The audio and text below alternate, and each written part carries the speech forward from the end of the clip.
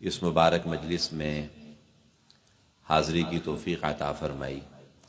اللہ تعالی ہم سب کی اس حاضری کو اپنی بارگاہ میں قبول فرما لے۔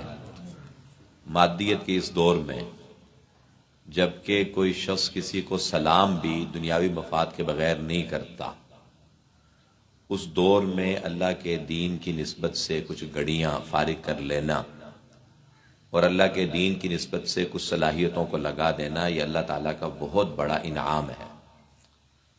مجھے حضور پاک صلی اللہ علیہ وسلم کی ایک حدیث اسی نسبت سے یاد آ رہی ہے کہ جس میں آپ علیہ الصلاۃ والسلام نے شاید اپنے نور نبوت سے ہمارے اس دور کے حالات کو سامنے رکھتے ہوئے اور قیامت تک آنے والے حالات کو سامنے رکھتے ہوئے یہ بات ارشاد فرمائی ہے۔ فرمایا کہ کن عالما او متعلما، کن عالما او متعلما او محبا او مستمعا ولا تكن الخامسة والخامسة ان تبغض العلم واهله او كما قال علیہ الصلوۃ والسلام۔ فرمایا یا تو عالم بنو یا طالب علم بنو۔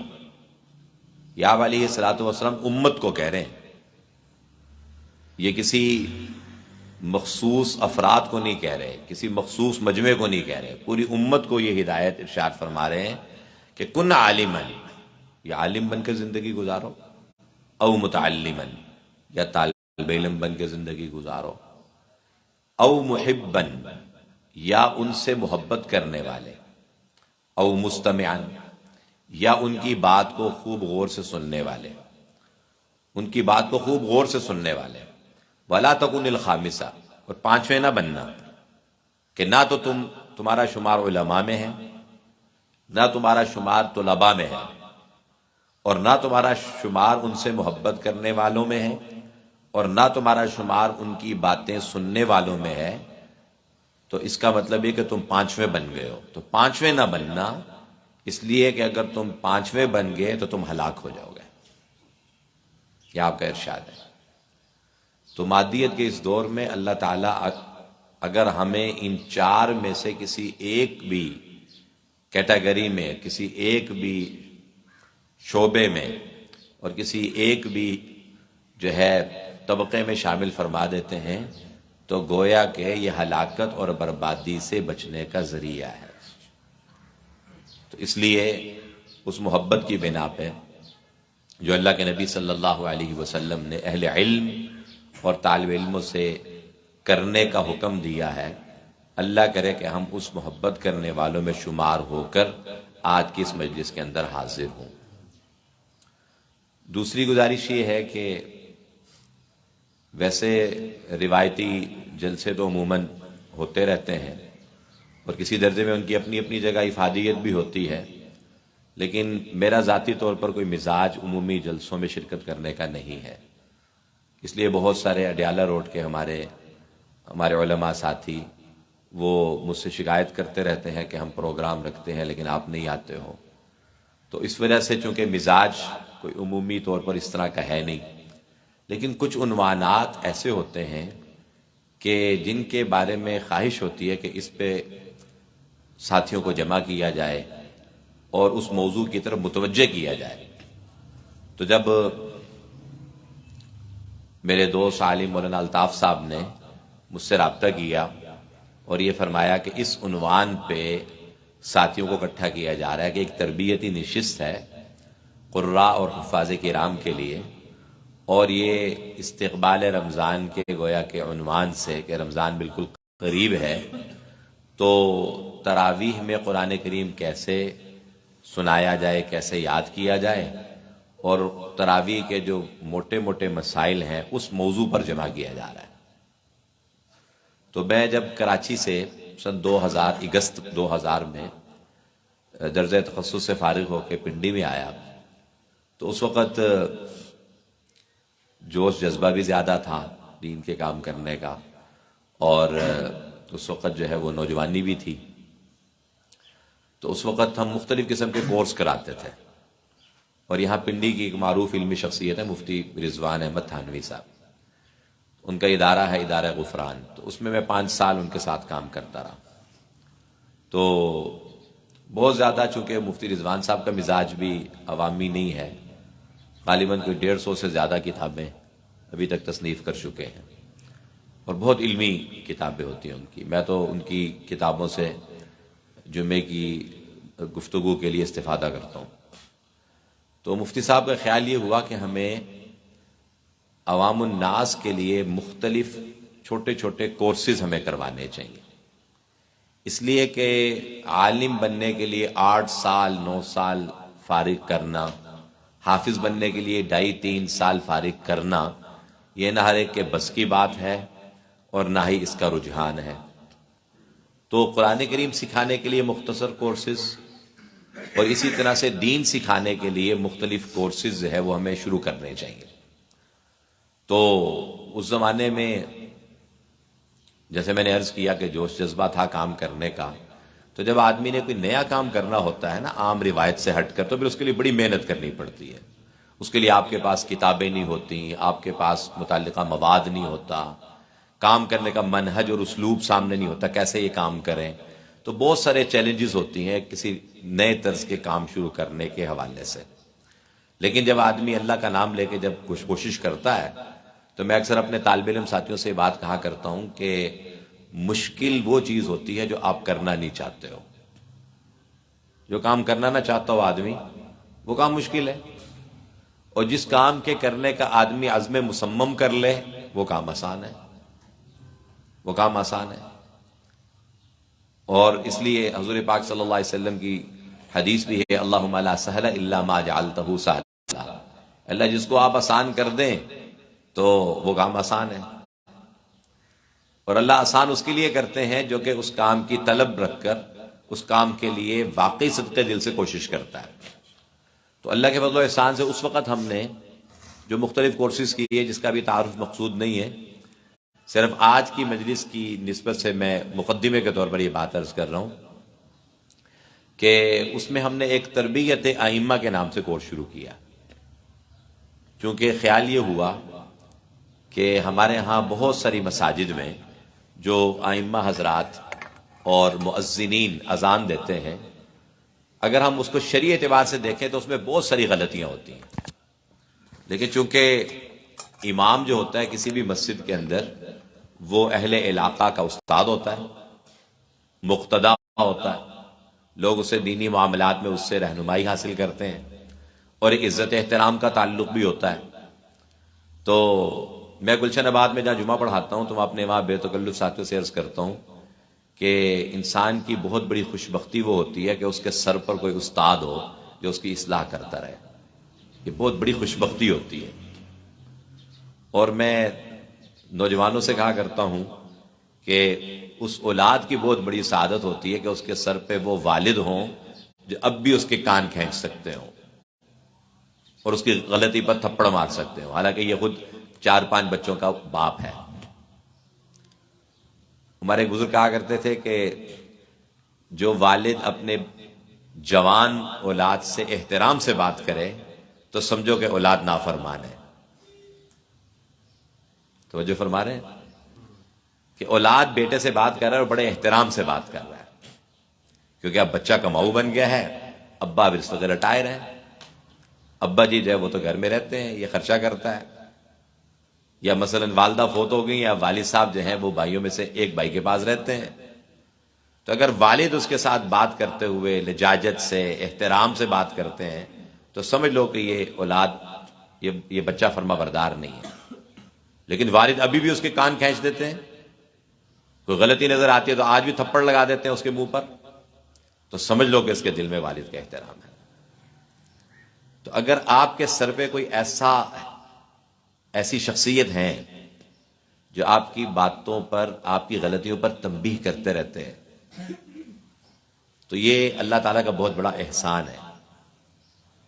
ہمارے ہاں عرب جو ہے علماء یہ بات کہتے ہیں، حدیث تو غالباً نہیں ہے، کہ اذا اراد اللہ بقوم خیرا بعث فیہم من یذکرہم، کہ اللہ کو جس قوم کا یا جن افراد کی بلائی مقصود ہوتی ہے نا، تو اللہ پاک ان میں کوئی ایسا شخص پیدا کرتے ہیں جو ان کو نصیحت کرتا ہے، جو ان کو نصیحت کرتا ہے.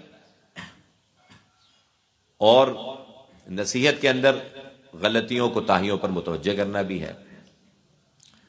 تو بہرحال میں عرض کر رہا تھا کہ انسان جب امامت شروع کر دیتا ہے تو ہمارے ہاں معذرت کے ساتھ امامت کی سلیکشن کے لیے جو کمیٹی ہوتی ہے اس میں کوئی شخص بھی عالم نہیں ہوتا۔ عام طور پر یعنی عوام ساتھی ہوتے ہیں جو عالم نہیں ہوتے، تعلق ہوتا ہے تو بس سلیکشن ہو جاتی ہے۔ اور مجھے یاد ہے کہ اسی وقت ہی جب میں کراچی سے یہاں پہ آیا تو کسی ہسپتال میں، نام نہیں میں لیتا، کسی ہسپتال میں علاج کے سلسلے میں یا کسی کی عیادت کے سلسلے میں جانا ہوا، اور وہاں پر مغرب کی نماز مسجد میں پڑھی تو امام صاحب نے جو نماز پڑھائی تو اتنی فحش غلطیاں اس کے اندر کری کہ میں نے تو نماز دہرائی کہ لحن جلی کی غلطیاں تو صاف اور ساتھ مفسد صلاۃ غلطیاں۔ تو بعد میں نے، چونکہ میرے والد صاحب بھی ڈاکٹر ہیں اور اسی اسپتال میں وہ کام کرتے تھے، تو خیال ہوا کہ ابا جی بھی ان کے پیچھے نمازیں پڑھتے ہیں، تو میں نے تو آج پہلی مرتبہ پڑھی اور نماز دہرائی، تو ان کی نمازوں کا کیا ہوتا ہوگا۔ تو میں نے کہا کہ اس کی تحقیق کریں کہ یہ امام صاحب جو ہیں ان کا کہاں کے فارغ التحصیل ہیں، کہاں کے فاضل ہیں، کہاں کے پڑھے ہوئے ہیں۔ تو پتہ یہ چلا کہ اس ہسپتال کی شروع میں جب یہ تعمیر ہوا تو مسجد نہیں تھی، ایک مصلی سا تھا، وہاں لوگ نماز پڑھ لیتے تھے۔ تو ایک صاحب جو کہ ہسپتال کا جو ذمہ دار ہوتا ہے اس کو ایم ایس کہتے ہیں، ایم ایس میڈیکل سپرنٹینڈنٹ، ان کے ہاں ایک صاحب کوکنگ کرتے تھے، گھر میں کک تھے، باورچی کھانا بناتے تھے۔ تو اور اکثر کہتے رہتے تھے کہ جی صاحب اگر ہسپتال میں کوئی پکی نوکری آئے تو مجھے بھی وہاں لگوا دیجیے۔ تو لیکن نماز پڑھنے جاتے تھے۔ تو ایم ایس صاحب نے ان کو کہا کہ بھئی ایک نوکری آ رہی ہے کہ ہم یہاں پر مسجد شروع کر رہے ہیں اور وہاں پر امامت کی پوسٹ آئے گی، تو اس کے لیے یہ ہے کہ ہم کوئی بندہ پھر کوئی رکھیں گے۔ تو انہوں نے ان کو پیغام دیا کہ تم چونکہ نماز پڑھنے کے لیے اس تھڑے پہ جاتے ہو تو تمہارا علماء کے ساتھ تعلق ہے، تو کوئی ایسا اہل مناسب امام کوئی اگر تمہاری نگاہ میں ہو نا تو بتانا، تاکہ پھر اس کو یہاں پر ہم امام مقرر کر لیں۔ تو انہوں نے پیغام کسی اور کو کیا دینا تھا، داڑھی بڑی کرنا شروع کر دی اور کسی قاری صاحب سے جا کے کچھ صورتیں سیکھنا شروع کر دی، اور مغرب عشاء کی نماز بھی آخری 10 صورتوں میں پڑھانا شروع کر دی۔ اور جب اس کے بعد مسجد تعمیر ہوئی اور ایم ایس صاحب کو کہنے لگے کہ جی نمازیں پڑھانے کا کام تو پچھلے 6 مہینے سے میں بھی کر رہا ہوں، تو یہ کہ آپ کبھی تشریف لائیے، آپ بھی میرے پیچھے نماز پڑھ کے دیکھیے۔ جیسے کسی ڈرائیور نے اپنی ڈرائیونگ دکھانی ہوتی ہے نا کہ جی میرے ساتھ بیٹھ کے دیکھو میں کیسی ڈرائیو کر رہا ہوں، تو ذرا میرے پیچھے نماز پڑھ کے دیکھ لیجئے میں کیسی نماز پڑھاتا ہوں۔ تو ایم ایس صاحب بیچارے جو ہے وہ ان کا اپنا مبلغ علم، خود تو کوئی عالم تو تھے نہیں، انہوں نے کہا مجھ سے تو بہتری قرآن پڑھ رہا ہے، انہوں نے ان کو وہاں امام رکھ دیا۔ اور اب وہ پھر ایک اشتہار میں نے ان کا نام جو ہے وہ خطیب اعظم راولپنڈی کے نام کے ساتھ بھی میں نے ان کا نام پڑھا، جن کا مبلغ علم یہ ہے کہ انہوں نے کسی مدرسے سے پڑھا نہیں ہے اور کسی استاد کے باقاعدہ شاگرد نہیں ہے، بلکہ کسی قاری صاحب سے قرآن پاک سیکھ کر اور امامت شروع کر دی۔ حالانکہ امامت بہت بڑا منصب ہے، امامت مقتدیوں اور رب کے درمیان واسطہ بن کے کھڑا ہوتا ہے۔ حدیث میں آتا ہے الامام ضامن، امام ساری کی سارے مقتدیوں کی نماز کا ضامن ہے۔ آپ امام کے پیچھے جو غلطیاں کرتے ہو فرض کے علاوہ، ویسے تو یہ جملہ بنا ہوا ہے لیکن اس موقع پہ بولنا بالکل ٹھیک ہے، الا بلا برگردن ملا، وہ بالکل ٹھیک ہے۔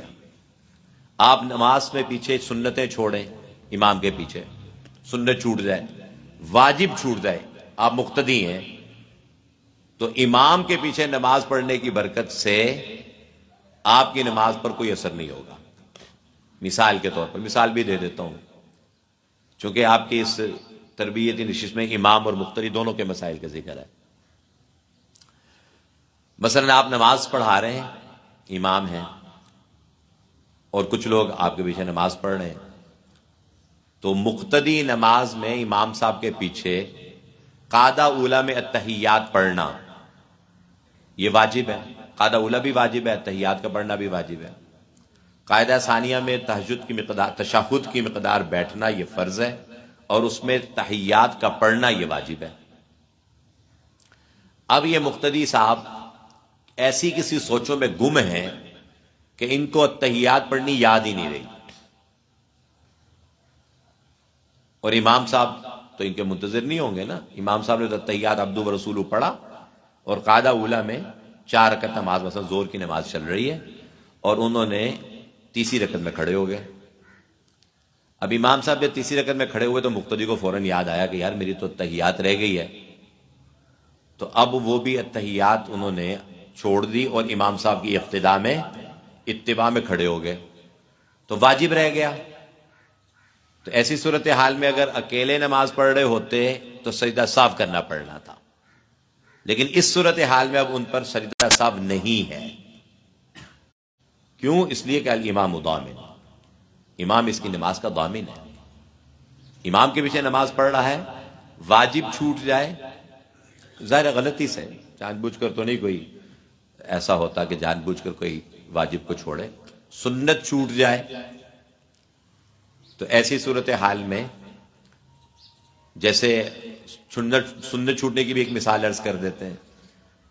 سمع اللہ لمن حمیدہ کہا، اب اس کے بعد ربنا لک الحمد یا ربنا ولک الحمد یا اللہم ربنا ولک الحمد، سارے حدیث میں آتے ہیں۔ تو اس صورتحال میں مقتدی نے یہ نہیں پڑھا، امام نے سمع اللہ لمن حمیدہ کہا، اور بعض ائمہ بھی وقت نہیں دیتے، حمیدہ کہتے ہی ساتھ ہی اللہ اکبر کہہ دیا، اور مقتدی نے ربنا لک الحمد نہیں پڑھا، تو اس کی نماز ٹوٹے گی نہیں، نماز پر کوئی اثر نہیں ہوگا، اس لیے کہ ربنا لک الحمد کا پڑھنا اس کے لیے سنت ہے۔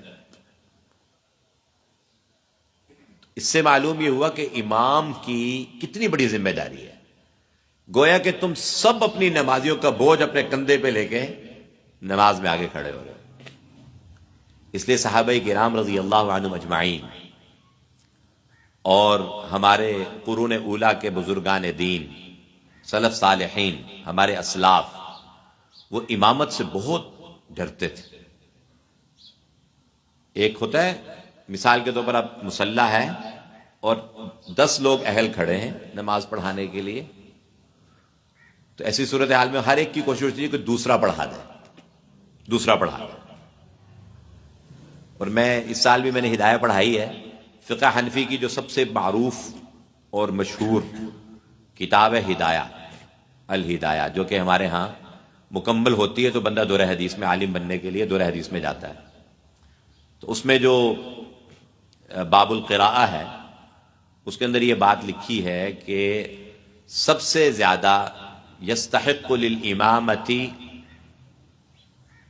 اقرأہم لکتاب اللہ وَأَعْلَمُهُمْ بِالسُّنَّةِ وَأَوْرَعُهُمْ، کہ سب سے زیادہ جو قرآن اچھا پڑھتا ہے، سب سے زیادہ قرآن جو اچھا پڑھتا ہے، وہ امامت کا سب سے زیادہ احق بالامامہ، امامت کا سب سے زیادہ مستحق وہ ہے۔ ہمارے قریب جو مساجد ہیں، جہاں میں رہائش پذیر ہوں، گلریز کا علاقہ، وہاں کے کچھ مسجد کے انتظامیہ کے ساتھی وہ مختلف مسائل کے سلسلے میں مشورہ کرتے ہیں۔ اب جیسے ماشاءاللہ رمضان المبارک قریب ہے نا، تو بعض مساجد کے اندر قرآن سنانے کے لیے ماشاءاللہ پاکستان کے اندر ایک کمپٹیشن اور مقابلہ ہوتا ہے۔ ہر ایک کو مسجد ملتی بھی نہیں ہے، کسی کو گھر میں سنانا پڑتا ہے، کسی کو کسی مصلی پہ۔ تو مسجد میں قرآن سنانے کے لیے کوئی نہ کوئی تو شریعت میں کوئی کرائیٹیریا ہوگا نا، کوئی نہ کوئی تو شریعت میں اس کے لیے کوئی قوائف ہوں گے کہ کس کو ہم امام مقرر کریں۔ مثلا جو اس مسجد کے امام صاحب ہے وہ قرآن نہیں سنا رہے، اب کون قرآن سنائے؟ تو بھئی انتظامیہ کا جس کو دل کرے اس کو آگے کھڑا کر دے؟ نہیں، ان میں سے جو سب سے زیادہ قرآن اچھا پڑھنے والا ہے۔ پھر فقہاء نے اس پہ بحث کی ہے کہ کیا اقرأہم زیادہ مستحق ہے یا اعلمہم بالسنہ زیادہ مستحق ہے؟ عالمہم بالسنہ کا مطلب یہ کہ جو دین سب سے زیادہ جانتا ہو، سنت کے قریب ترین نماز جو پڑھاتا ہو، وہ زیادہ مستحق ہے۔ اور میں اکثر اپنے ساتھیوں کو اکثر عرض کرتا ہوں یہ بات، وہ مفتی رضوان صاحب والی جو بات تھی نا وہ درمیان میں رہ گئی. وہاں پر ہم نے ایک کورس کروایا تھا، تربیت ائمہ کورس، 6 مہینے کا. اس میں ہم کلاس کرتے تھے ہفتے میں 2 دن، اور گزارش کرتے تھے کہ جو ہمارے ائمہ حضرات ہیں نا وہ تشریف لایا کریں تاکہ ہم بنیادی مسائل جو امامت کے، جس کا سیکھنا ہر امام پر فرض ہے، فرض، ان مسائل کا آپس میں مذاکرہ کر لیں تاکہ ہمیں پتہ چلے کہ سنت کے مطابق نماز کیا ہوتی ہے. اب میں چند ایک مثالیں دیتا ہوں کہ ہمارے ہاں خلاف سنت جو نمازیں ہوتی ہیں. اب فجر کی نماز کے اندر امام صاحب پڑھ رہے والضحیٰ، فجر میں والعادیات، سنت کے خلاف ہے. باقاعدہ حضور اکرم صلی اللہ علیہ وسلم سے ثابت ہے، جو علماء یہاں تشریف فرما ہے، کہ بھئی طوال مفصل، اوساط مفصل اور قصار مفصل، تعلیم الاسلام کی باتیں ہیں کہ فجر کی نماز کے اندر کیا پڑھنا ہے اور کون کون سی صورتیں آپ نے قرآن کے کون سے حصے سے لے کے کون سے حصے تک آپ نے پڑھنا ہے فجر اور ظہر میں. اب میں اپنے ساتھیوں سے کہتا ہوں بھی فجر میں تو سنتے ہیں مقتدی، اس میں تو چلتی ہے رحمان، اس میں تو چلتی ہے جناب نوح، اس میں تو پڑھتے ہیں مزمل، اور ظہر میں تو مقتدی نے کوئی نہیں سننا ہوتا تو پھر چلتی ہے والتین، العادیات، الہاکم التکاثر. تو اس کا مطلب یہ ہوا کہ یہ اتباع سنت میں قرات نہیں ہو رہی ہے، یہ اتباع مقتدیوں کی اتباع میں ہو رہی ہے. اگر اتباع سنت میں اگر قرات ہونا تو سری نمازوں میں بھی میں سنت کی اتباع کروں. اب سنت سے ثابت یہ ہے کہ فجر اور ظہر کی نماز میں سورۃ الحجرات سے لے کر سورۃ البروج تک پڑھنی چاہیے، یا اتنی مقدار کی کوئی اور آیات پڑھنی چاہیے. اب حجرات جو ہے وہ تقریباً 2 رکوع کی ہے، قاف 2 رکوع کی ہے، زاریات 3 رکوع کی ہے، طور آگے پھر 2 رکوع کی ہے، نجم 3 رکوع کی ہے، پھر اس کے بعد ساعہ پھر وہ 3 رکوع کی ہے. اور اگر واقعہ سورۃ الواقعہ میں نے نہیں کسی امام صاحب سے آج تک نماز کس کے پیچھے پڑھی ہو کہ انہوں نے فجر کی نماز میں سورۃ الواقعہ، سورۃ الحدید پڑھی ہو، مجادلہ پڑھی ہو، سورۃ الحشر پڑھی ہو. چند ایک نمازی جو کہ بیچارے اللہ کی طرف سے معذوری ہو جاتی ہے، لوگ بوڑھے بھی ہوتے ہیں، لوگ جوان بھی ہوتے ہیں. کیا صحابہ کے زمانے میں کوئی بوڑھا نہیں ہوتا تھا، ادھر کوئی بیمار نہیں ہوتا تھا. وہ جو سنت میں مقدار مقرر کر دی ہے اس کے مطابق قرات کرنی چاہیے. میں آپ کو صرف مثالیں عرض کر رہا ہوں کہ یہ امامت کے مسائل سیکھنا کتنا ضروری ہے. آپ جب ضامن ہو اپنے سارے مقتدیوں کی نماز کے، تو نماز جتنی سنت کے زیادہ قریب ہوگی اس کی ذمہ داری آپ پہ ہے. مقتدی نے آپ کو امام بنا دیا، اب آپ جب سنت کے مطابق نماز پڑھو گے پڑھاؤ گے تو اس کا سارا اجر جہاں مقتدیوں کو ملے گا تو اس سب کے مجموعے کا اجر اس امام کو ملے گا جتنی سنت کے مطابق نماز ہوگی. حضور اکرم صلی اللہ علیہ وسلم جمعے کے دن فجر کی نماز میں الف لام میم سجدہ، جو کہ 3 رکوع کی ہے، 21ویں پارے میں لقمان کے بعد الف لام میم سجدہ، اور سورۃ الدہر پڑھتے تھے. الف لام میم سجدہ اور دہر پڑھو نا تقریباً 1 پاؤ سپارہ بن جاتا ہے، اور 15 منٹ لگتے ہیں فجر کی نماز میں. اور ہمارے یہاں فجر کی نماز ہوتی ہے 6 منٹ 7 منٹ، بڑا زور لگاؤ تو 8 منٹ. اور ہم شکایت کیا کرتے ہیں جی مقتدی پڑھنے کو تیار نہیں. ایسی بات نہیں. تو جو ساتھی تراویح کے لیے ماشاءاللہ اللہ پاک ان کو توفیق عطا فرما رہے ہیں، سب سے پہلے دن یا اس سے پہلے، جیسے اس سال انشاءاللہ العزیز تراویح جو ہے جمعرات کو یقینی ہے، یعنی انشاءاللہ چاند اگر نظر نہ آئے تو جمعرات کو تو پڑھنی ہے، بدھ کو امکان ہے.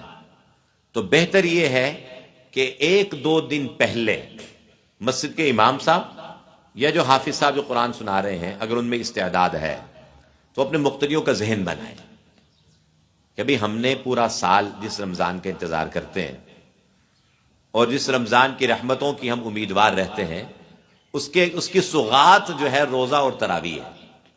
یہ رمضان کی سوغات ہے.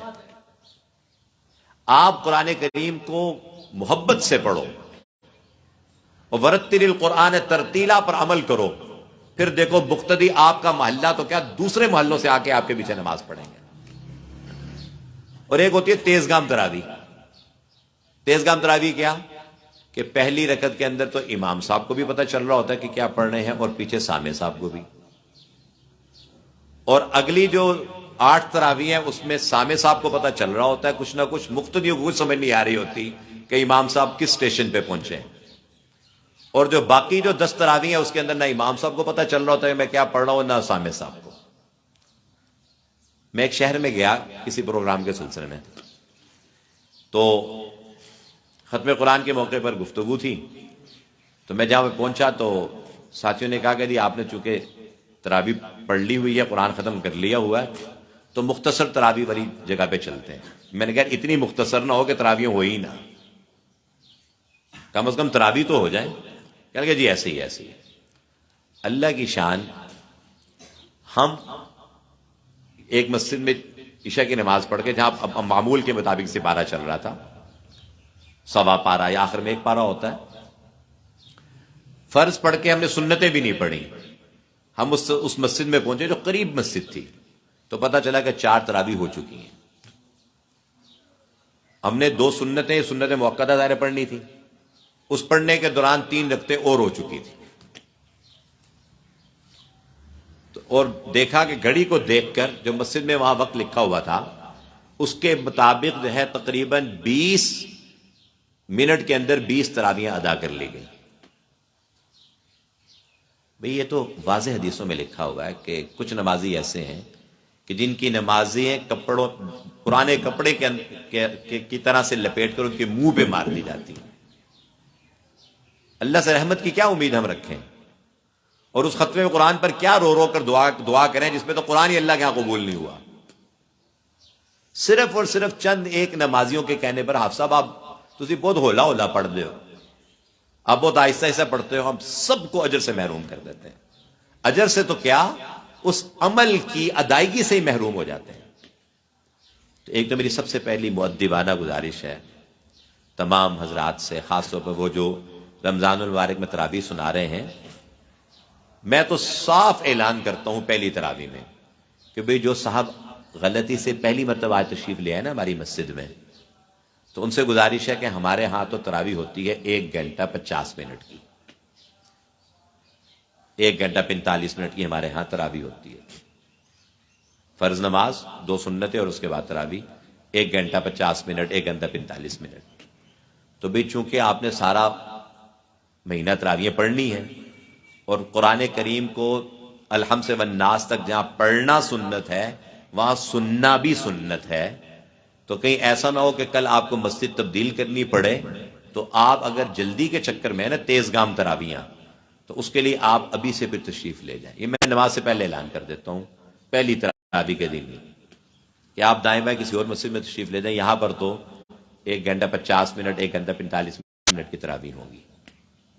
تو اللہ کے فضل و احسان سے بہت سارے ساتھی ایسے ہیں جو رمضان المبارک میں ہمارے ہاں, ہمارے قریب میں بحریہ ٹاؤن ہے, DHA ہے, اور ہمارے ہاں مختلف فیز ہیں گلریز کے, وہاں سے تراویح پڑھنے کے لیے آتے ہیں.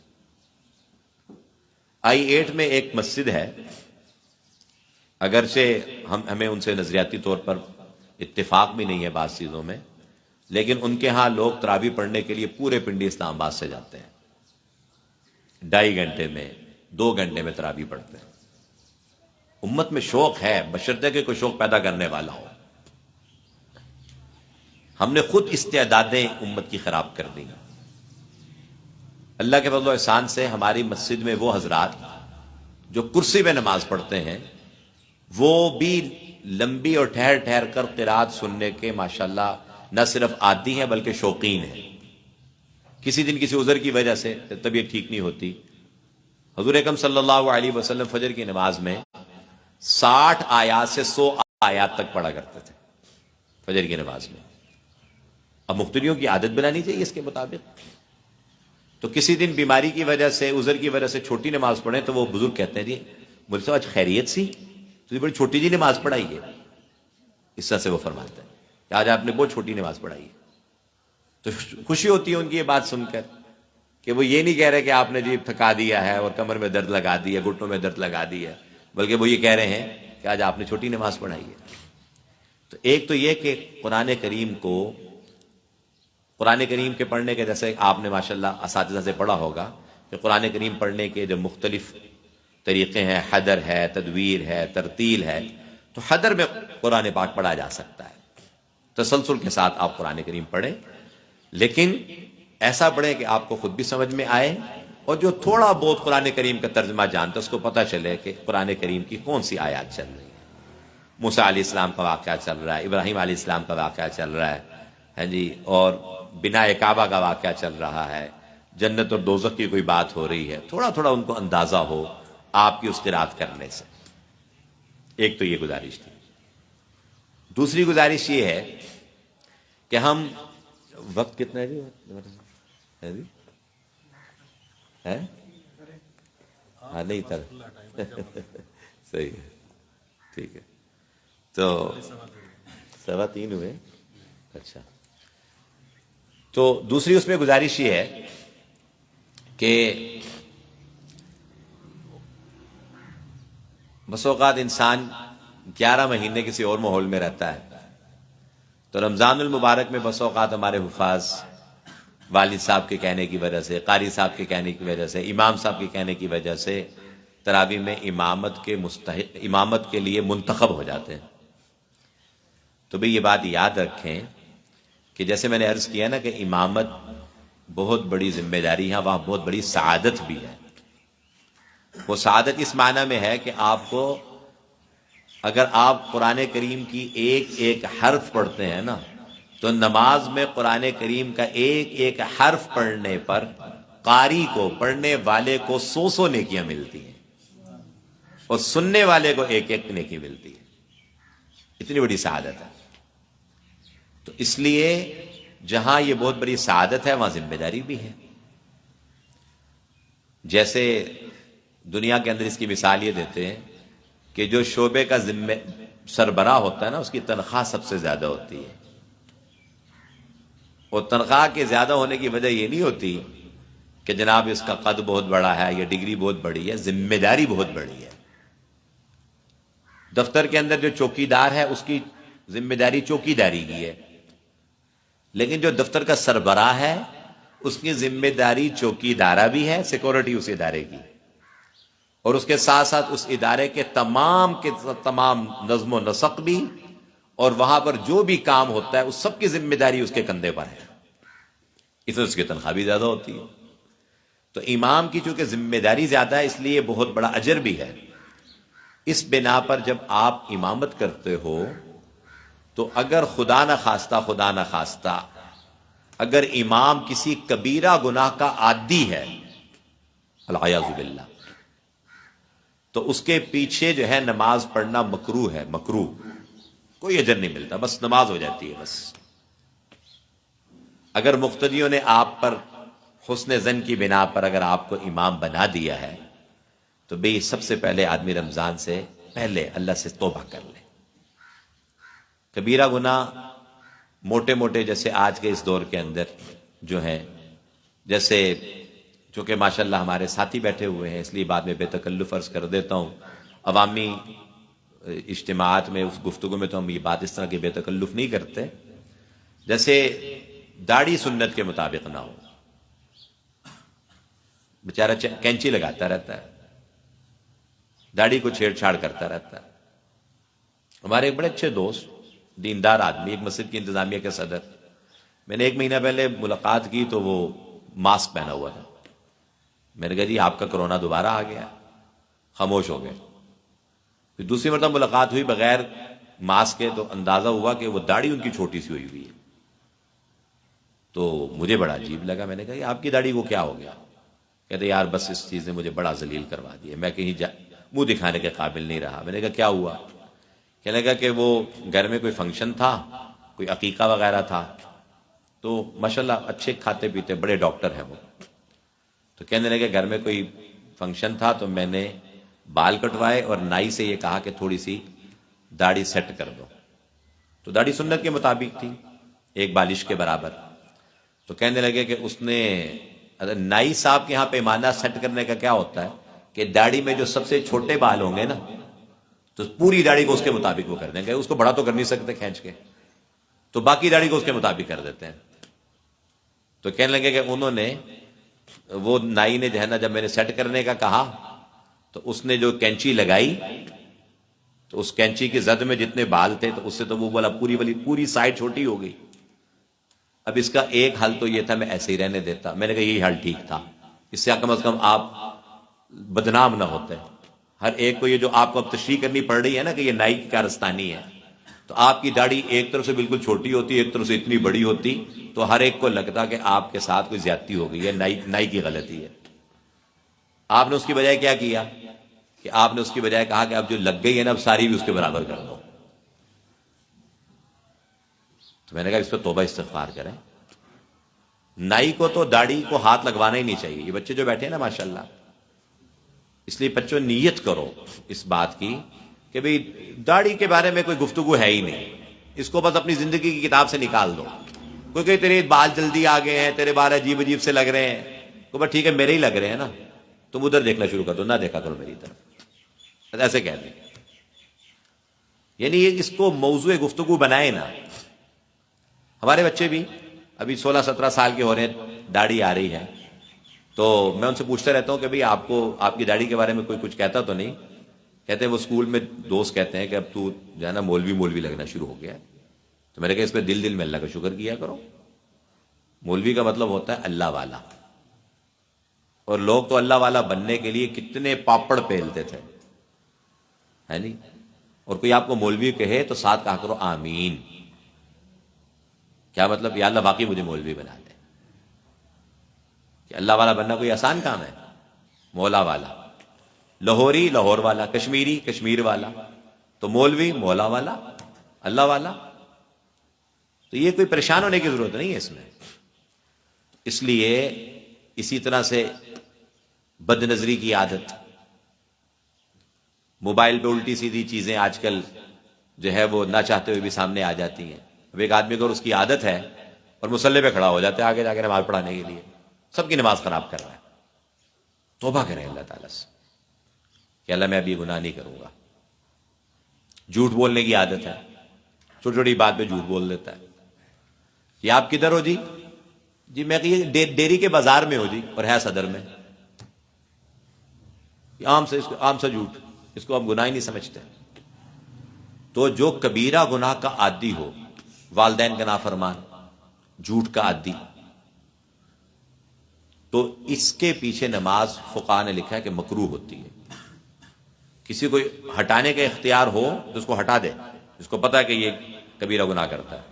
اختیار نہیں ہے تو جیسے سارے مقتدیوں کا ثواب اس کو ملتا تھا نا, تو سارے مقتدیوں کی نماز میں کمی کی کا وبال اس امام کے کندھے پہ ہوگا. اب آپ پریشان نہ ہو, اب یہ امام جانے اور اللہ جانے. آپ ہٹا تو سکتے نہیں, اس لیے کہ ایسا شخص امام بن گیا ہے جو کہ کلم کلا اللہ کی نافرمانی, اللہ نہ کرے, اللہ کی نافرمانی کرتا ہے. اسلام آباد میں نام نہیں لیتا, ایک سرکاری مسجد میں وہ سرکاری لوگ جمعہ پڑھانے کے لیے جیسے آ جاتے ہیں بدل بدل کے, تو ایک مرتبہ ہم بھی چلے گئے تو دیکھا کہ جی امام صاحب جو آگے کھڑے ہیں, تو میں تو پہلے پریشان ہی ہو گیا, بالکل داڑھی نہیں ہے, داڑھی کے بغیر, اور خطبہ دے رہے ہیں. تو میرے ساتھ جو ساتھی کے کہنے لگے کہ ہم کدھر آ گئے ہیں, چلیں جلدی کسی اور مسجد میں چلیں. تو وہ جلدی سے بھی کسی اور مسجد میں چلے گئے. میں یہاں پر کوئی علمی گفتگو نہیں کر رہا کہ بھئی داڑھی کتنی بڑی ہونی چاہیے, کتنی چھوٹی ہونی چاہیے, کتنی جائز ہے, کتنی ناجائز ہے. چاروں ائمہ کا اس بات پر اتفاق ہے کہ کچھ ائمہ کے نزدیک تو داڑھی کاٹنی نہیں چاہیے. وہ کہتے ہیں کہ رسول پاک صلی اللہ علیہ وسلم کی جو داڑھی تھی, جس کو ہمارے ہاں سچی داڑھی کہتے ہیں, سچی داڑھی یعنی سچی داڑھی, وہ داڑھی جب سے آئی ہے اللہ نے دی ہے, اس نے کبھی اس اللہ کے اس انعام اور نعمت کی ناقدری نہیں کی. اس کو کہتے ہیں سچی داڑھی, اور یہ سچی داڑھی ہے. ہاں سچی کہتے ہیں ہماری زبان میں اس کو, کہ جب سے ماشاءاللہ داڑھی آئی اس نے اس کو ہاتھ نہیں لگایا. حضور صلی اللہ علیہ وسلم کی داڑھی ایسی تھی. اور یہ بچوں کو میں یہ خوشخبری سناؤں کہ فطرتی طور پہ جو داڑھی سچی ہوتی ہے نا, وہ بہت زیادہ بڑی بھی نہیں ہوتی, اس لیے سیٹ سوٹ کروانے کے لیے نائی کا خرچہ بھی بچ جاتا ہے. بس وہ ٹھیک ہوتی ہے, اس کو نہیں چھیڑ چھاڑ کرنی. بس کچھ کہتے ہیں کہ رسول پاک صلی اللہ علیہ وسلم سے جو ہے کان یاخذ من طول لحیتہ وعرضہ کہ آپ علیہ الصلوۃ والسلام اپنی داڑھی کی لمبائی اور چڑائی کو ہاتھ میں لے کر اس کو کاٹ لیا کرتے تھے. کچھ نے کہا کہ اس لیے ایک بالش سے بڑھ جائے تو اس کو کاٹ لینا چاہیے، ایک مٹھ سے بڑھ جائے تو اس لیے ائمہ اربعہ کا اس پر اتفاق ہے. تمہارا اس موضوع پہ زیادہ لمبی بات ہو گئی. تو گناہ تو اور بھی ہیں جو ہو جاتے ہیں انسان سے، لیکن آدمی امامت میں کھڑا ہونے سے پہلے خاص طور پر تراویح میں نا اللہ پاک سے اپنا معاملہ ٹھیک کر لے کہ یا اللہ یہ لوگ تو مجھے اچھا قاری سمجھ کر، اچھا حافظ سمجھ کر انہوں نے مصلی پہ کھڑا تو کر دیا ہے، لیکن یا اللہ تجھے میری حالت کا پتہ ہے. تو جیسے یہ میرے ساتھ حسن ظن رکھتے ہیں نا، یا اللہ مجھے ویسے تو بنا ہی دے، ہے تو میں اندر سے 2 نمبر، لیکن یا اللہ تو مجھے 1 نمبر بنا دے. یہ دعا کر لے اللہ تعالیٰ سے. اور اللہ تعالیٰ بڑے کریم ہیں، بڑے غفور الرحیم ہیں. آدمی ایک مرتبہ چپ کے اللہ تعالیٰ سے صلح کر لے، اللہ تعالیٰ سے دوستی لگا لے، توبہ کر لے، اللہ پاک نہ صرف معاف کر دیتے ہیں بلکہ اللہ گناہوں کو نیکیوں میں بدل دیتے ہیں. جو اس کے کھاتے میں 10 لاکھ گناہ تھے نا، تو سچی توبہ کی برکت سے فرشتوں کو کہتے ہیں ان 10 لاکھ کو کرو، آج کل کی زبان میں ڈیلیٹ، ان کو کرو صاف. اب ان 10 لاکھ کی جگہ 10 لاکھ نیکیاں لکھ دو. فَأُولَٰئِكَ يُبَدِّلُ اللَّهُ سَيِّئَاتِهِمْ حَسَنَاتٍ. بعض اس کی یہ تفسیر کی ہے. اور تیسری گزارش اس کے اندر یہ ہے کہ پاکی ناپاکی کا بہت اہتمام کریں، خاص طور پر جب آپ ویسے بھی کرنا چاہیے خود جب نماز پڑھنے کے لیے، لیکن اب آپ سب کی نماز کے ذمہ دار ہیں. مطلب کیا کہ بس اوقات اپنی نماز میں تو یہ کہ نا شاید میرا وضو ہو تو پڑھ لیتے تھے نماز، شاید میرا وضو ٹوٹا ہو تو پڑھ لیتے تھے نماز. لیکن امامت میں آدمی کو شاید والا چکر ختم کر دینا چاہیے. یہ جو شک و شبہ ہے نا، دع ما یریبک الی ما لا یریبک، حدیث ہے کہ چھوڑ دو اس چیز کو جو تمہیں شک میں ڈال لے، اس چیز کی طرف جو تمہیں شک میں نہ ڈالے. یعنی شکی چیز کو یقینی چیز کے ساتھ تبدیل کر دو. کیوں دل کے اندر وسوسہ آ رہا ہے؟ کر لو وضو دوبارہ. کون سی اس وقت ابھی رمضان دسمبر جنوری کا ہے، وضو ہی کرنا ہے نا. ہمارے ایک عزیز ہیں ماشاءاللہ، ہر سال جو ہے وہ بڑے کاروباری ہیں، تو وہ تراویح جب سناتے ہیں ہر سال، ہر روز غسل کرتے ہیں تراویح سے پہلے مغرب کے بعد، اور ہر روز نیا جوڑا پہنتے ہیں. نئے سے مراد یہ نہیں کہ درزی سے لا کے، نئے سے مراد صاف ستھرا دھلا ہوا. اور ان کی اہلیہ کہتی ہیں کہ وہ ان کو بہت یہ ہوتا ہے کہ بھئی کسی ایک بندے کی نماز میں بھی خلل آ گیا تو ہم کیسے اللہ کے ہاں جا کے جواب دیں گے. غسل کرتے ہیں، خوشبو لگاتے ہیں، اللہ کے سامنے کھڑے ہونا ہے، لوگوں کے سب کا نمائندہ بن کر اللہ کے سامنے کھڑا ہونا ہے. تو پاکی ناپاکی کا اہتمام کریں، استنجا اہتمام سے کریں، غسل اہتمام سے کریں، وضو اہتمام سے کریں. تیز وضو کر کے جلدی سے آگے کھڑے ہو گئے نہیں. میں نے تو میری مسجد میں تو کئی مرتبہ ایسا ہوا کہ حالانکہ آدمی کو شک و شبہ نہیں کرنا چاہیے، لیکن کبھی ہو جاتا ہے. بالکل عین اقامت ہو گئی، مجھے یاد آیا کہ لگتا ہے میرا وضو نہیں ہے، اور میں نے امام جو مؤذن صاحب نے اقامت کی، میں نے کہا جی آپ مصلی پہ آ جاؤ، میں ذرا وضو کر رہا ہوں. تو شروع میں تو ڈر لگتا تھا کہ مقتدی کہیں گے یہ کہاں جا رہا ہے، اقامت کے الواقع تو مصلی چھوڑ کے چلا گیا. لیکن الحمدللہ اب ساتھیوں کا اعتماد ہو گیا، یہ نہیں کہ بے وضو نمازیں پڑھائی جا رہے ہیں، اعتماد ہو گیا. ایک دن میں سجدے میں تھا، یاد آ گیا کہ میرا تو جو ہے وہ شک ہو گیا کہ شاید میرا وضو نہیں ہے، یا میں نے غالباً موزے پہن رکھے تھے اور اس کی مدت پوری ہو چکی تھی. سفر سے واپس آیا، اب سفر میں موزے پر مسح کرنے کی مقدار ہوتی ہے 3 دن، مقام پہ ہوتی ہے 24 گھنٹے. تو سفر سے جب آدمی 2 دن بعد واپس آئے تو وہ مدت تو پوری ہو چکی ہے. اسی طرح کی کوئی کیفیت تھی. سجدے میں یاد آیا کہ بھئی میری تو مدت پوری ہو چکی ہے، میں نے مسح کیا ہوا ہے. میں سجدے سے اٹھا اور ساتھ ہی میں نے کہا السلام علیکم ورحمۃ اللہ، السلام علیکم ورحمۃ اللہ. اب آگے آدھے نمازی سجدے میں، آدھے نمازی اٹھ کر دیکھ رہے کیا ہو گیا جی، سلام آج تو سجدے کے بعد ہی شروع ہو گیا. تو میں نے ان سے عرض کیا کہ اصل میں میرا وضو نامکمل تھا، تو میں یا تو آپ ذرا انتظار کر لیں، ٹھیک، یا آپ نماز شروع کر دیں، میں پیچھے سے شامل ہو جاؤں گا. تو اس میں کسی دڑکے کی ضرورت نہیں ہے. یہ بات میں کیوں کہہ رہا ہوں؟ ہمارے ہاں کچھ ہمارے عوامی ساتھی بھی بیٹھے ہوئے ہیں، کچھ حافظ نا اپنے سامع کے ساتھ سیٹنگ کرتے ہیں. سیٹنگ کا مطلب کیا ہوتا ہے کہ پیچھے غلطی نہیں بتانی، بعد میں بتا دیں، اگلے دن ٹھیک کر لوں گا. یہ سیٹنگ ہی نہیں کرنی. یہی بات سمجھنا. اس لیے کہ سیٹنگ کا مطلب کیا ہوا کہ ہم لوگوں کو دکھانے کے لیے. بلکہ مجھے لطیفہ بھی یاد آ گیا. ہمارے قاری صاحب تھے لاہور میں، میں نے لاہور میں حفظ کیا. تو قاری صاحب جیسے مولانا نے اکٹھا کیا آپ لوگوں کو، تو قاری صاحب ہمیں رمضان سے پہلے اکٹھا کرتے تھے، ہماری جوڑیاں بنا دیتے تھے. یہ سنائے گا حافظ اور یہ سامع ہوگا. ایک سامع معصوم سا بچہ آگے قاری صاحب کو کہتا ہے کہ قاری صاحب میں نے نہیں ان کا قرآن سننا.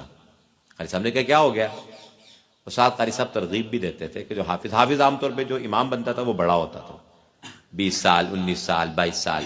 تو قاری صاحب کہتے تھے بھئی موٹر سائیکل پہ لانا لے جانا تمہاری ذمہ داری ہے، تراویح کے لیے پہلے لے کے جاؤ، پھر اس کو گھر چھوڑو، اور بھئی کبھی کبھار اس کا اکرام بھی کر دیا کرو، بھی تمہارا سامع ہے ماشاءاللہ. تو قاری صاحب نے کیا وہ تمہارا اکرام نہیں کرتا؟ اس بچے سے کہا. کہتے جی نہیں وہ اکرام کو میں نے نہیں بس ان کا بننا. قاری صاحب نے بہت اصرار کیا. تو قاری صاحب نے جب اس کی علیحدگی میں اس سے پوچھا تو کیا ہوا؟ کہتے قاری صاحب انہوں نے مجھ سے کہا تھا کہ بڑی معصومیت سے کہ انہوں نے مجھ سے کہا تھا کہ تم نے لوگوں کے سامنے غلطی نہیں نکالنی، بعد میں بس مجھے بتا دیا کر، اگلے دن میں ٹھیک کر لوں گا. تو میں نے جب غلطیاں ان کو نکالی تو انہوں نے 4 رکعت کے بعد یوں گور کے مجھے پیچھے دیکھا کہ وہ جو سیٹنگ کی تھی اس پہ عمل درآمد نہیں ہو رہا. تو کہنے لگے کہ میں نے پھر بھی غلطیاں نکالی. تو کوئی جو ہے سجدے میں جا کے انہوں نے زور سے مجھے لات ماری، جس سے میں اڑ کے پیچھے لوگوں کے اوپر جا کے گرا. تو میں نے نہیں ان کے پیچھے قرآن سنا، میں نے ان کا قرآن نہیں سننا. تو ایسی سیٹنگ نہیں کرنی. اس لیے کہ جیسے میں نے عرض کیا کہ بھئی نماز تو بھی اللہ کے سامنے ہو رہی ہے نا. تو اس لیے سیٹنگ کا مطلب یہ ہوا کہ ہم لوگوں کو دکھانے کے لیے قرآن سنا رہے، کوئی بات نہیں. یہ رائیونڈ کے امام صاحب تھے مولا جمیل صاحب رحمۃ اللہ علیہ، ہمارے بزرگوں میں سے تھے اور میرا ان سے بڑا تعلق بھی تھا.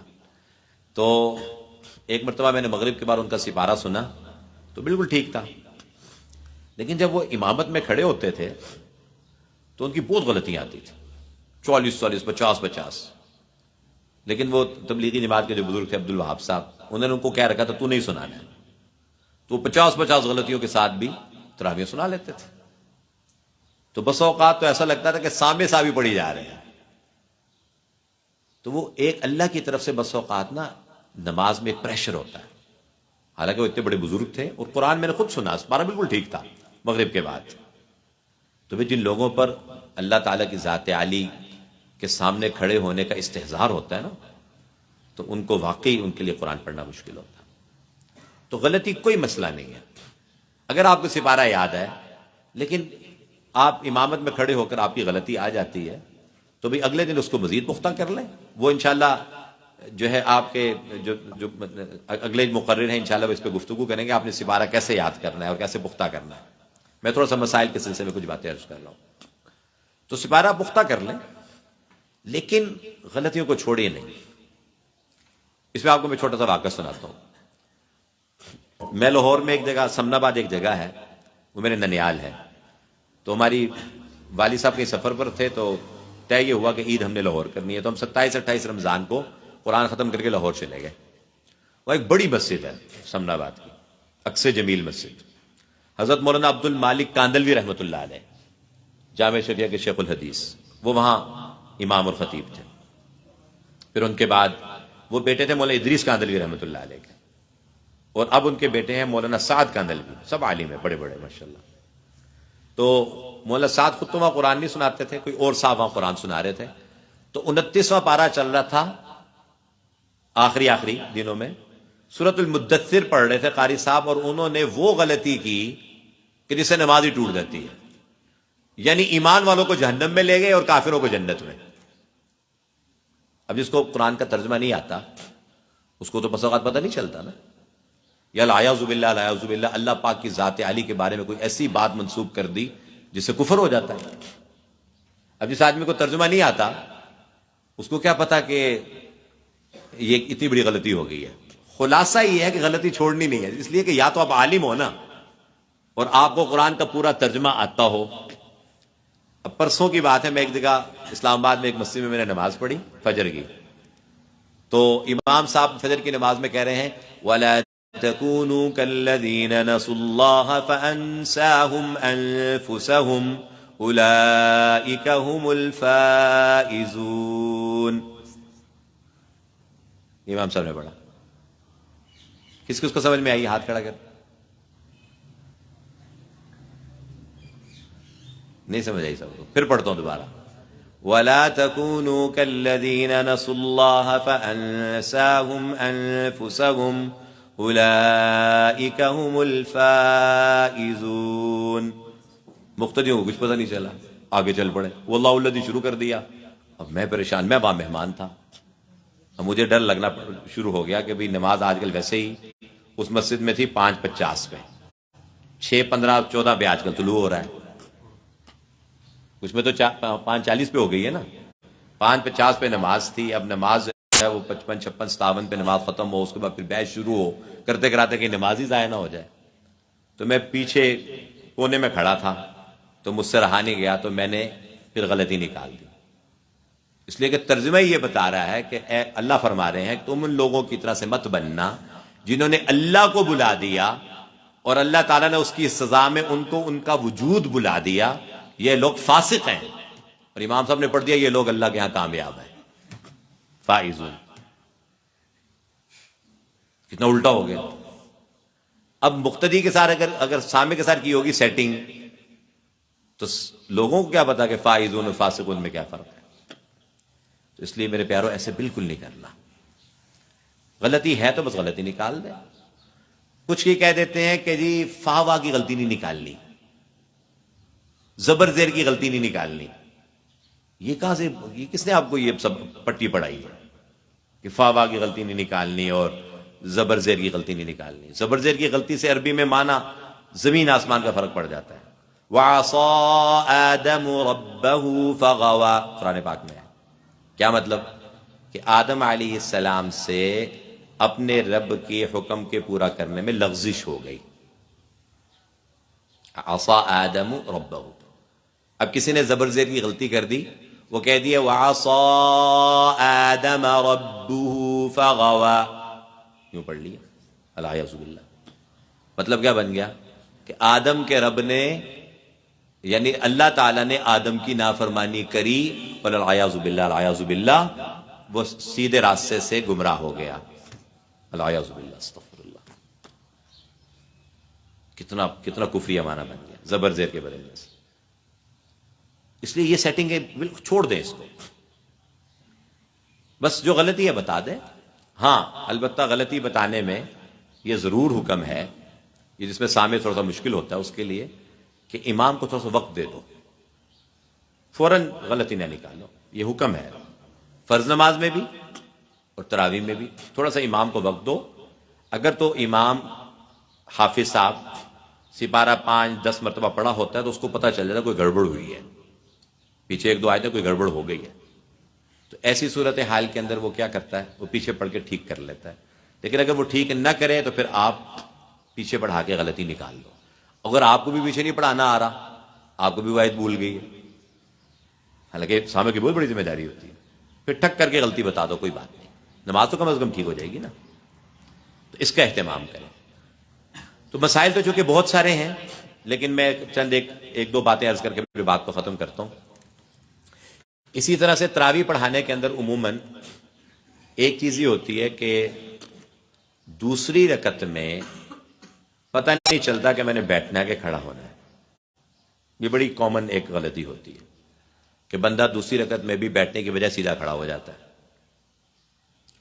تو اس صورتحال کے اندر اس کا ایک حل تو یہ ہے کہ پہلے سے سپارے کو تقسیم کر لیں. اپنا جو سپارہ ہے اس میں منزل سناتے وقت ہی آپ جب منزل سنا رہے ہیں تو جہاں آپ نے رکوع کرنا ہے نا، منزل سناتے وقت ہی وہاں کہہ دیا کریں اللہ اکبر، كمثل الذين من قبلهم قريبا ذاقوا وبال امرهم ولهم عذاب اليم، اللہ اکبر، كمثل الشيطان اذ قال للانسان اكفر، مثلا اس کا مطلب کیا ہوا کہ آپ نے پہلی کمثلی والی آیت کے بعد آپ نے رکوع کرنا ہے۔ اس طرح سے اپنے سپارے کو تقسیم کر لیں۔ جب سپارے کو آپ تقسیم کر لیں گے تو انشاءاللہ آپ کو پھر یہ 2 رکھتے ہوئی ہیں کہ 3 رکھتے ہوئے یہ کوتاہی نہیں ہوگی، یہ غلط فہمی نہیں ہوگی، وہ ٹھیک ٹھیک 20 رکھتے پوری ہو جائیں گی۔ اور میں آپ سے عرض کروں کہ ہمارے تاج کمپنی کے چھپے ہوئے جو قرآن کریم ہے، سعودی عرب والے نہیں، ہمارے جو تاج کمپنی کے چھپے ہوئے ہیں، اس کے اندر جو عین لکھی ہوتی ہے نا، اس کے پیٹ میں بھی کچھ لکھا ہوتا ہے اور اس کے سر پہ بھی کچھ لکھا ہوتا ہے اور اس عین کے پاؤں میں بھی کچھ لکھا ہوتا ہے۔ قرآن پاک اگر آپ نے دیکھا ہو تو عین لکھی ہوتی ہے حاشیے میں بائیں طرف، جس کے پیٹ میں بھی کچھ لکھا ہوتا ہے، اس کے سر پہ بھی کچھ لکھا ہوتا ہے اور اس کے نیچے بھی کچھ لکھا ہوتا ہے۔ اس کو کہتے ہیں رکوع۔ رکوع کا مطلب کیا ہے کہ اگر آپ پورے قرآن کریم میں ان آیات پر رکوع کرتے رہیں گے نا تو 27 رمضان کو قرآن ختم ہو جائے گا۔ ایسا زبردست کیا ہوا ہے یہ ہمارے ہاں بر صغیر میں۔ بات سمجھ آئی کہ اگر آپ اس رکوع والی آیت پہ اگر آپ رکوع کر لیں گے نا اور یوں ہر روز ایسے ہی کریں گے آپ تو 27 رمضان کو قرآن ختم ہو جائے گا۔ تو غلطی کا احتمال ختم ہو گیا بالکل۔ اس کا اہتمام کر لیں۔ بالفرض پھر بھی غلطی ہو گئی، تیسری رکعت میں کھڑے ہو گئے تو پریشان نہیں ہونا۔ اور میں تو اکثر نمازیوں کو کہتا ہوں کہ بھئی ساری ذمہ داری سامع پہ نہ چھوڑو۔ کہتے ہیں سامع صاحب تو آپ نے کیوں نہیں بتایا، 3 رکعتیں کیوں پڑھا دی ہیں؟ تو میں کہتا ہوں کچھ آپ بھی تو مقتدی، کچھ کام آپ بھی تو کرو نا۔ غلطیاں بھی بیچارہ وہ نکالے اور رکھتے بھی وہی گنے۔ اگر تیسری رکعت میں امام صاحب کھڑے ہو بھی گئے ہیں تو مقتدیوں کو یہ چاہیے کہ وہ تکبیر سبحان اللہ کہہ کر امام کو متوجہ کر دیں کہ مقتدی پیچھے سبحان اللہ کہہ رہے ہیں کہ تو ایسی صورت میں امام صاحب پھر کیا کریں؟ حافظ صاحب رکوع سے پہلے پہلے واپس آ جائیں، رکوع سے پہلے پہلے واپس آ جائیں اور آ کر بیٹھ کر سجدہ سہو کریں اور سجدہ سہو کر کے نماز ہو جائے گی۔ لیکن اگر تیسری رکعت کا سجدہ کر لیا ہے، رکوع کر لیا پھر سجدہ کر لیا، تو اب تیسری چوتھی رکعت میں زیادہ سپارہ نہ پڑھے۔ آئی بات سمجھ میں؟ اس میں تھوڑا سا پڑھ لیں، پھر جو پہلی اور دوسری رکعت میں جو آپ نے پارا پڑھا ہے نا وہ نفل ہو گئے ہیں، وہ اب تراویح میں شمار نہیں ہوئے۔ اس پارے کو اب آپ نے اگلی 2 رکعتوں میں پھر دوبارہ پڑھنا ہے۔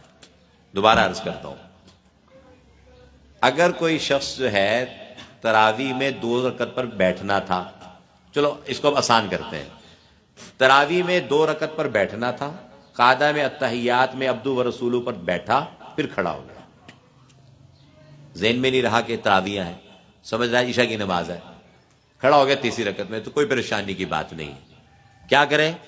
2 رکعتیں اور پڑھ لیں اور پھر سجدہ صاف کر کے سلام پھیر لیں، 4 رکعتیں اس کی ہو گئی۔ لیکن اگر دوسری رکعت میں نہیں بیٹھا، کھڑا ہو گیا، پیچھے سے مقتدیوں کو چاہیے سبحان اللہ کہیں، تو یہ تیسری رکعت کے سجدے سے پہلے پہلے واپس آ جائیں، سجدے سے پہلے پہلے واپس آ جائیں، سجدہ صاف کر لیں، نماز ہو جائے گی۔ لیکن اگر تیسری رکعت میں سجدہ کر لیا ہے تو اب چوتھی رکعت ملا لے، 3 رکعتیں نہیں ہوتی وتر کے علاوہ۔ نہا رسول اللہ صلی اللہ علیہ وسلم عن البتیرہ، بتیرہ کہتے ہیں طاق نماز کو، 1 رکعت یا 3 رکعت، وتروں کے علاوہ نہیں ہوتی، آپ نے منع فرمایا۔ تو اس لیے کیا کرے؟ پھر 4 رکعتیں پڑھ لیں اور پھر پہلی اور دوسری رکعت میں جو قرآن پڑھا اس کو دہرا لیں۔ اور میری گزارش یہ ہے تمام حفاظ کرام سے کہ بھی اپنے قاری صاحب کے ساتھ بیٹھ کے نماز کے واجبات کو دہرا لیں۔